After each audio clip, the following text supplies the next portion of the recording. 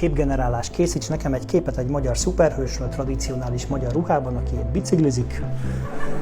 A ChatGPT egy DALL-E 3 nevű szoftvert tud hívni, ami egy képgeneráló, és ha azt mondjuk, hogy készítsen egy képet egy keresztes lovagról, a keresztes lovag, aki legyen még hősiesebb, és legyen még hősiesebb, és legyen még hősiesebb, és még hősiesebb, és még hősiesebb, és még annál is hősiesebb, és biciklizzen, akkor ez izgalmas dolog, ami itt van, azon kívül, hogy a világ leghősiesebb keresztes lovagjait is biciklire tudjuk ültetni, az az, hogy egy párbeszédet tudtunk folytatni vele. Tehát nem egyre hosszabb és bonyolultabb promptot kellett neki írni, hanem tudtunk vele alkudozni azon, hogy mit csináljon. Ebből mutatok még egy példát, készíts nekem egy képet egy magyar szuperhősről tradicionális magyar ruhában, és ha azt mondjuk, hogy legyen még magyarabb, ez azért egy nagyon komplex fogalom, hogyha belegondoltok, hogy ez akkor vajon hogyan fog megjelenni.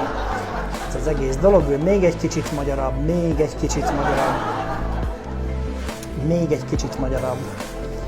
Jó, legyen még magyarabb, itt már ennél ezt a magyarságot már nem lehet fokozni.